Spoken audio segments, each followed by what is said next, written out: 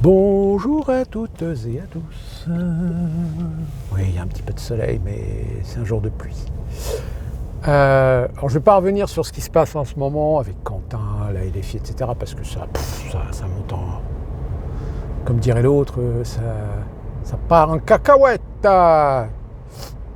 C'est à celui qui va aller chercher le plus méprisable, le plus infréquentable, qui est en lien avec, etc. Il y en a même un.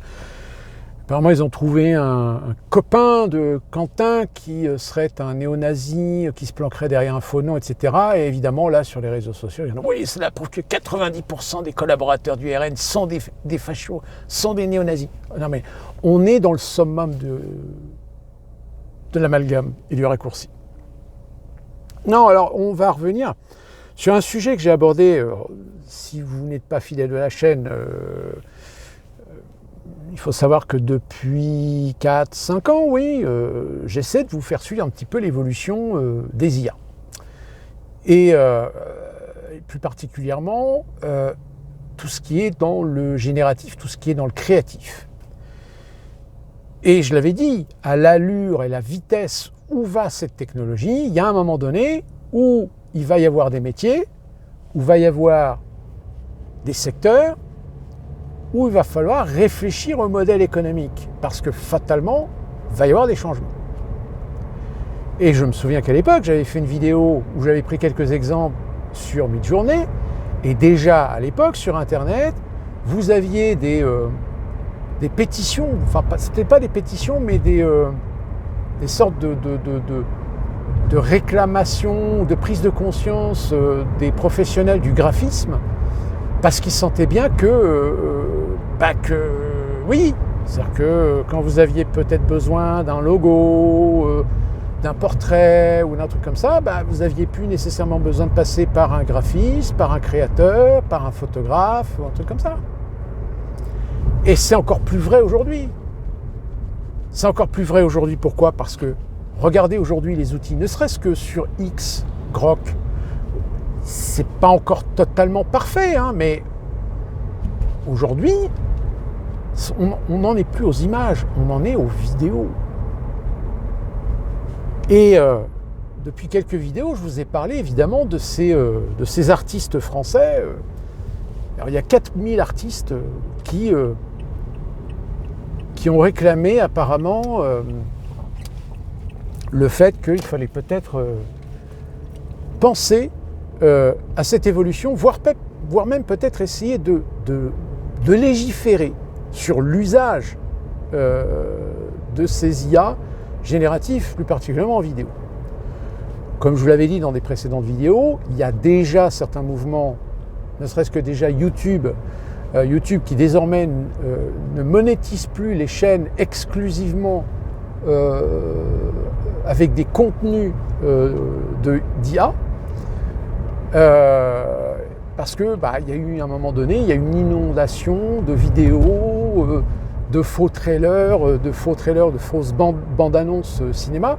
On l'a vu d'ailleurs récemment, avant même que la bande-annonce originale et authentique du prochain Avengers Doomsday, il y a eu des tas de propositions par les algorithmes de bande-annonce, la bande-annonce en exclusivité, alors qu'en réalité, ce n'était pas du tout la bande-annonce originale. C'était des bandes-annonces qui avaient été faites par des IA. Idem pour la musique, inondation de morceaux connus, remoulés, recomposés, on va dire, dans des styles de musique différents. Alors vous avez par exemple Michael Jackson, quasiment tous ses gros succès ont été repassés à la sauce country, à la sauce hip-hop, à la sauce classique, à la sauce gospel, à la sauce opéra. Alors parfois c'est pas avec la voix de Michael Jackson, mais il y en a certains qui réussissent à utiliser une voix de Michael Jackson et parfois qui est totalement bluffante.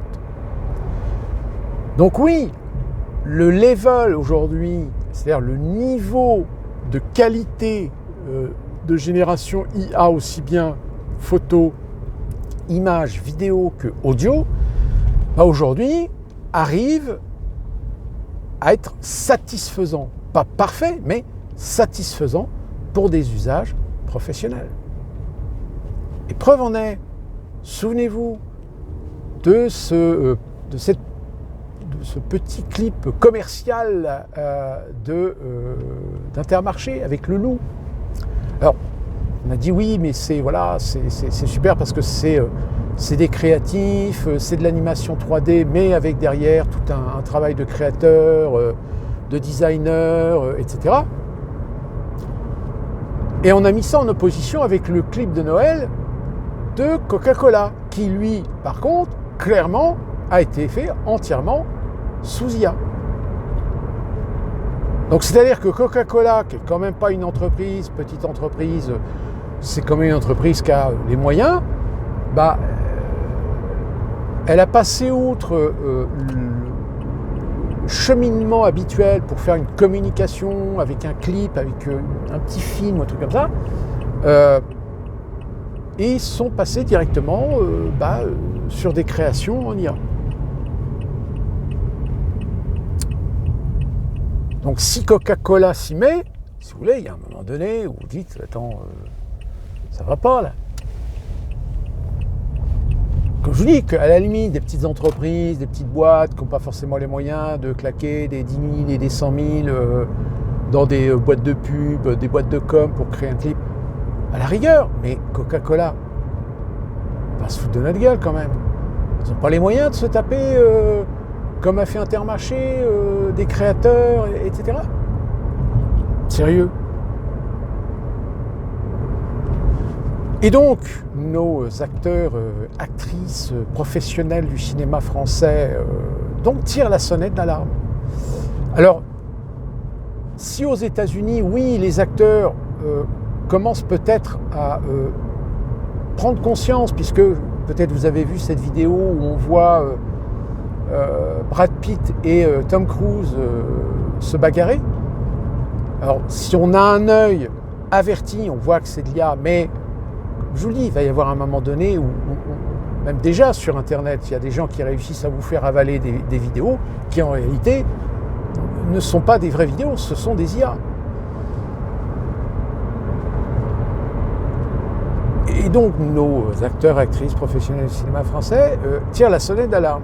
Parce que même si pour l'instant on ne va pas les remplacer par des IA, parce que, encore une fois, il y a aussi le problème de l'image. C'est-à-dire qu'on ne peut pas utiliser l'image de quelqu'un sans son consentement. D'où la raison pour laquelle c'est un peu compliqué actuellement sur Internet, parce qu'il y a des gens qui publient des vidéos en reprenant des apparences de personnes vivantes ou mortes sans en avoir le droit ni la permission. C'est problématique, parce que c'est quand même votre image. En revanche, les professionnels qui, eux, aujourd'hui, ont raison de tirer la sonnette d'alarme, ce sont les doubleurs. C'est-à-dire ceux qui font les doublages en version française. Pour vous donner un exemple très concret, qui est assez récent, je crois qu'il date de l'année dernière, il y a un film avec Sylvester Stallone qui est sorti, où Sylvester Stallone n'apparaît que 15 minutes dans le film. Et donc, ils ont fait une version française. Sauf que la version française, ils l'ont fait avec une IA. Alors, évidemment, au son, aux intonations, etc., c'est pas ça. On voit bien que c'est pas des acteurs qui ont joué véritablement, qui ont fait la version française. Mais là où on s'est dit « Ah ouais, non mais attends, là, il y a un problème », c'est le fait que sur Sylvester Stallone, ils ont utilisé la voix de l'acteur français qui faisait son doublage, qui était le doubleur officiel. Je crois que c'était Jean Nerval, je crois. Mais qui est décédé maintenant il y a quelques années. Mais ils ont utilisé, c'est-à-dire qu'ils ont compilé un ensemble de ces voix sur des versions françaises pour fabriquer un doublage de voix françaises pour le film. Alors évidemment, les producteurs n'ont absolument pas demandé l'autorisation à la famille de l'acteur pour avoir le droit d'utiliser sa voix. Mais, encore une fois, le problème, ce sont les contrats. Quand vous signez un contrat, par exemple, je vous donne un exemple qui est tout à fait flagrant. Harrison Ford, vous connaissez l'acteur américain, aujourd'hui, c'est un acteur dont l'image est indissociable de deux personnages du cinéma que sont Han Solo dans Star Wars et évidemment Indiana Jones. Mais il faut savoir que l'image de Harrison Ford en tant qu'Indiana Jones, il n'a plus de droit dessus. C'est-à-dire qu'il a vendu son image pour le personnage d'Indiana Jones. Donc, c'est pour cette raison que vous avez des jeux vidéo qui peuvent utiliser son visage pour créer des jeux vidéo sans que Harrison Ford ne soit ou ne donne une autorisation, un truc comme ça. Puisque, par défaut, on lui a payé un droit à l'image pour le personnage d'Indiana Jones, et aujourd'hui, Harrison Ford n'a... alors, je n'ai pas la teneur du contrat, peut-être qu'il touche des ayants droit ou des royalties sur l'usage de son visage pour le personnage d'Indiana Jones, je n'en sais rien. Mais, vous savez, aux États-Unis, ils ont une fâcheuse tendance à essayer de te faire signer des trucs, mais que si jamais, dans l'avenir, ton image, ta voix, tes créations permettent à ces sociétés de se faire des couilles en or, le problème, c'est que proportionnellement à ce que tu as été payé et de ce que tu as vendu en droit, bah aujourd'hui, tu es perdant. Et malheureusement, l'IA aujourd'hui, elle pose aussi ce problème. C'est jusqu'où on a le droit d'utiliser l'image de personnalités vivantes ou mortes, dans la mesure où ces personnes aujourd'hui ne touchent absolument rien. Alors, pour l'instant, d'une manière générale, les vidéos qui sont utilisées, qui sont fabriquées, sont gratuites. Elles sont mises sur des plateformes gratuites. Donc les personnes qui ont créé ces vidéos, il y a absolument pas, ils sont absolument pas monétisés. Enfin, ils sont monétisés ils étaient monétisés par YouTube, mais maintenant YouTube a résolu le problème puisque maintenant ils ne sont plus monétisés. Mais normalement, ils ne sont pas censés toucher de l'argent sur ce genre de production parce qu'ils n'ont pas les ayants droit. Ils n'ont pas l'autorisation d'utiliser l'image, le son, un morceau, une chanson ou un personnage, etc. Donc ça, c'est des choses qu'il va falloir réguler. Sauf que la régulation, elle va être différente suivant si vous êtes en France, si vous êtes en Chine, si vous êtes en Europe, si vous êtes aux États-Unis, si vous êtes au Canada, etc. Donc c'est pour ça qu'il y a un travail à faire, mais encore une fois, il va y avoir des pressions, évidemment, des grands groupes médias, des grands groupes de production, de distribution, etc., pour essayer d'éviter de trop payer pour l'usage de IA avec des acteurs, des actrices, des personnages, etc. Et ça touche beaucoup de domaines. Ça touche tous les domaines artistiques, picturaux, photos. Par exemple, des photographies de grands photographes. Je prends l'exemple de Doisneau, par exemple. Le grand photographe Doisneau, on pourrait prendre des photos qu'il a fait et puis les animer et les mettre dans un film. Mais l'original, t'as pas les droits dessus. Les droits sont protégés. Et la question, évidemment, aujourd'hui, qui se pose, c'est est-ce que on va en arriver à voir des films entièrement faits en IA? Alors, oui, c'est déjà le cas. C'est déjà le cas, c'est-à-dire qu'aujourd'hui, vous avez déjà des moyens-métrages qui sont fabriqués entièrement en IA, comme parfois, souvent, les auteurs, ceux qui ont fait ça, le montrent. Ils disent, vous voyez, ce clip que j'ai fait de 5 minutes, voire même de 10 minutes, je l'ai fait, ça m'a coûté $30. Ça m'a coûté $100, ça m'a coûté $150, ça m'a coûté $200, ça m'a coûté $1000. Le résultat, si on l'avait fait en film, ça n'aurait pas coûté 1 000 $, ça aurait coûté certainement 10 fois, voire même 100 fois, voire 1000 fois plus. Donc oui, le cinéma, à un moment donné, pour réduire ses coûts, va certainement avoir recours aux IA. Alors, évidemment, il faut des experts, il faut des gens qui s'y connaissent pour créer les prompts, pour être détaillés, pour être précis, etc. Mais ces gens-là seront peut-être bien payés, mais ils ne seront certainement pas aussi bien payés que la création, que le développement. Et donc aujourd'hui, c'est déjà le cas. Vous avez, alors peut-être pas les grands artistes, les grands studios, mais vous avez aujourd'hui dans les productions de musique indépendante, etc., aujourd'hui, vous en avez plein qui développent des orchestrations, des mélodies, etc., avec des IA. Voire même utilisent des voix. C'est-à-dire que les morceaux sont entièrement créés par des IA. Alors vous imaginez les gens qui ont passé des années à apprendre à jouer d'un instrument, qui ont appris à développer, à écrire, à connaître le solfège, etc. Pour tout ce travail-là aujourd'hui, il peut se faire en 2 temps, 3 mouvements.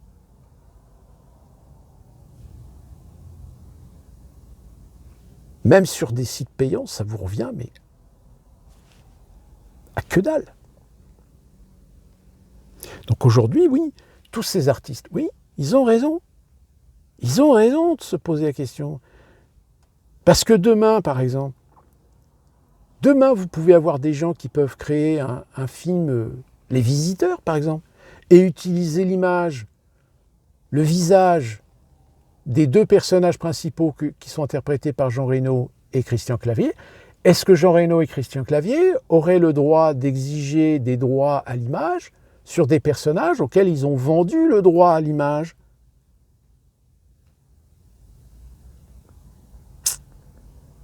Ou alors dans ce cas-là, ça serait Jean-Marie Poiret, le réalisateur, ou Patrice Ledoux, le producteur, ou la Gaumont, le distributeur, qui pourrait se retourner contre ceux qui fabriqueraient ce genre de film sans autorisation. Alors, est-ce que les productions vont se mettre une éthique en ayant le moins possible recours juste pour essayer de réduire les coûts pour des petites productions, pour des jeunes réalisateurs, mais ne pas utiliser l'IA pour créer des personnages à partir d'une base existante, c'est-à-dire à partir de visages d'acteurs, d'actrices, ou de chanteurs ou de chanteuses, ou d'artistes d'une manière générale, vivants ou morts. Ou alors le faire, mais avec une diffusion gratuite, c'est-à-dire qu'il n'y a pas de profit qui est tiré sur ce genre d'œuvre. Donc vous voyez, ce que je vous avais prévenu dans mes précédentes vidéos sur le sujet, je dis attention, parce qu'il va y avoir de plus en plus de métiers qui, à un moment donné, vont être menacés.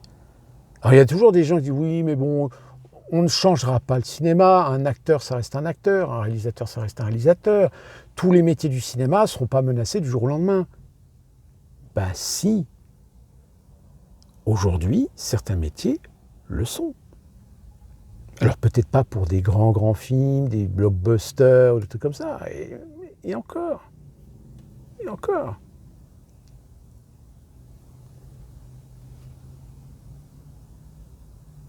Donc affaire à suivre, mais ça va très très vite. Si vous n'avez pas vraiment conscience de ce qu'aujourd'hui on peut trouver en matière d'IA, je vous invite à aller sur YouTube, vous regardez. Musique, vidéo, et je vous dis, même des fois des vidéos qui sont faites en short, que ce soit sur Instagram ou TikTok, il y a des gens qui vous vendent ça comme des vidéos, des vraies vidéos. Alors qu'en réalité, ce n'est pas des vraies vidéos, c'est des vidéos fabriquées par des IA. Puis il y en a, mais il y en a des tonnes. Vous avez des vidéos, par exemple, où on vous montre un tremblement de terre, un raz-de-marée, une personne qui saute, qui fait un space jump dans un filet en pleine montagne, par exemple. Bon, il y a un moment donné, faut être un peu lucide pour se dire non, c'est pas possible. Là, c'est de l'IA. Et même vos pubs. Les publicités que vous voyez actuellement à la télé, dites-vous bien qu'il y en a au moins une, qui a utilisé de l'IA.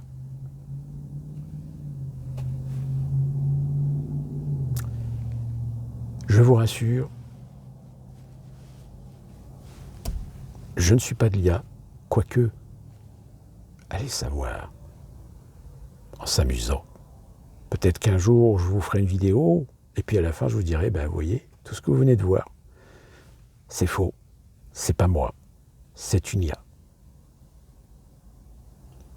À bon entendeur, bonjour Pédimieux.